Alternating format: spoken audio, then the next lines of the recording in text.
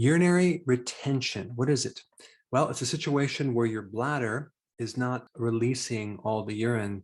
So any urine that is retained sometimes can back up in the system. It can create congestion within the kidney and lead to a lot of complications. I'm going to cover the causes of urinary retention and also a really good solution.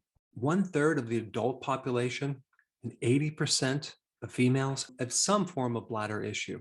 It could be the sensation of having to urinate, but not a lot of urine comes out. So how does this affect someone?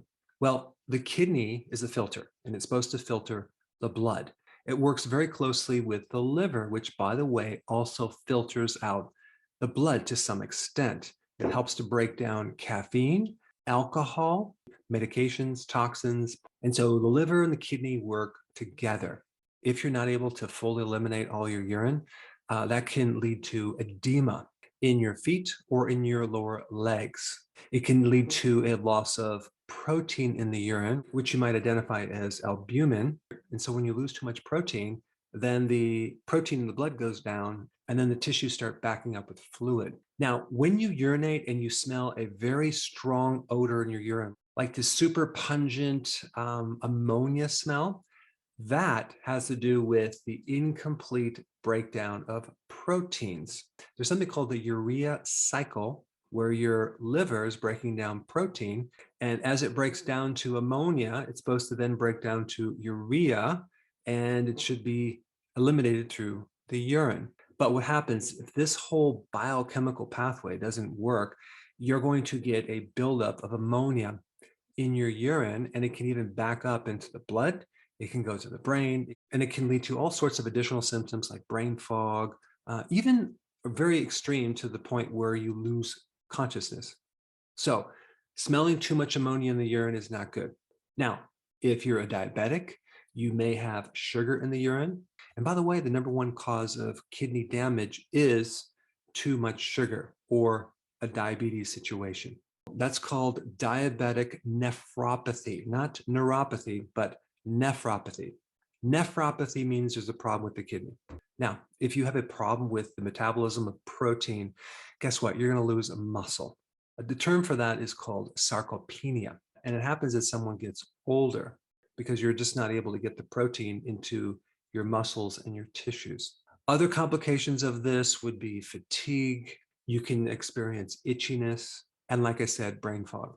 So before I get into what to do about this, let's just briefly talk about what causes it, okay?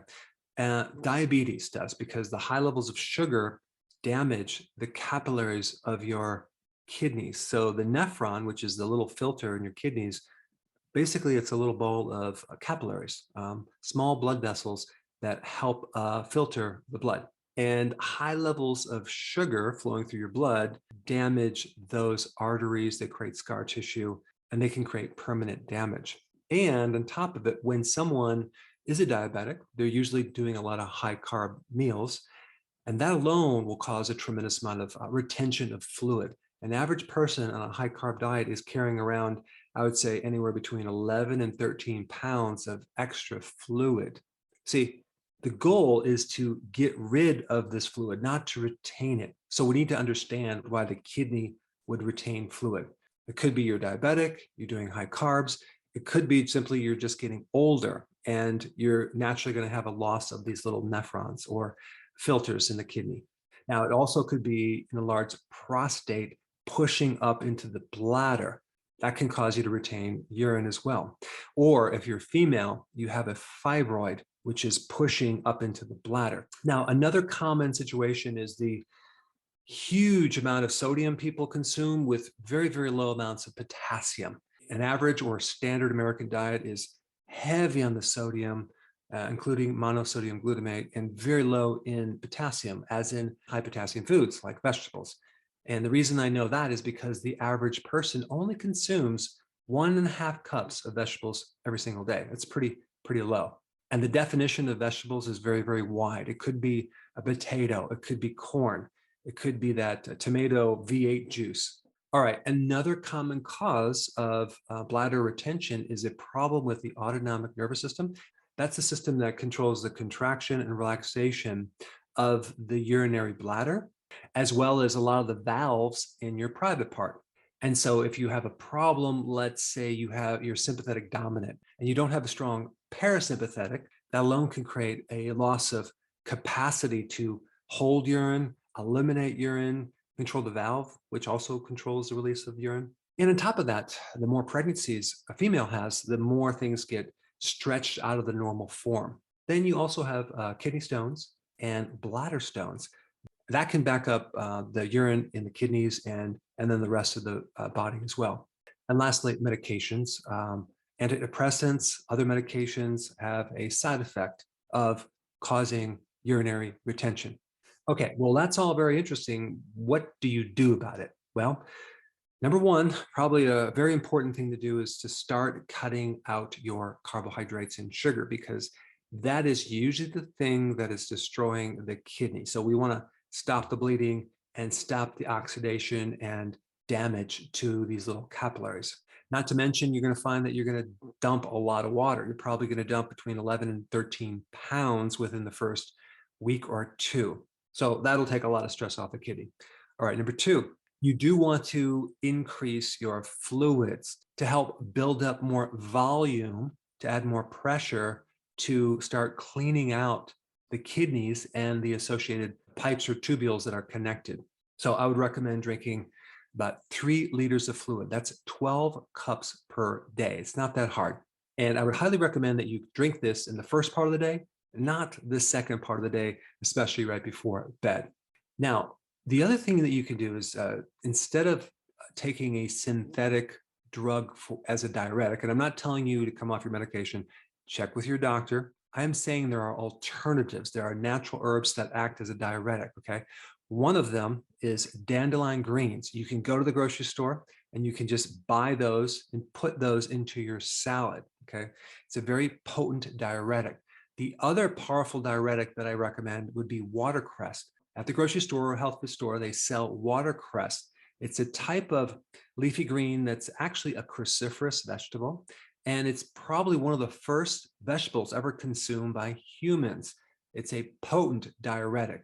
Now, next point is potassium. You want to increase your potassium. Why? Because potassium is a natural diuretic. It pushes fluid out. And so the way you do that is you consume more vegetables. And I'm talking about at least 7 cups per day. Now, it might seem like a lot, but you can just break it up through the meals. And it doesn't have to be just salad. It could be like celery, it could be asparagus, other leafy greens. Now, you can also enhance this with a good high quality electrolyte powder that has a lot of potassium. And yes, I do recommend my brand because it's high quality. I will put a link down in the description.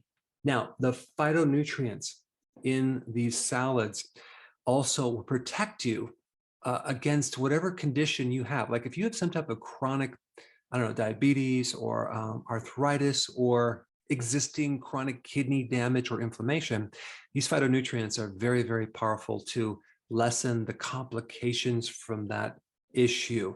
So they will greatly lessen the symptoms that you have, even if you never get rid of this condition.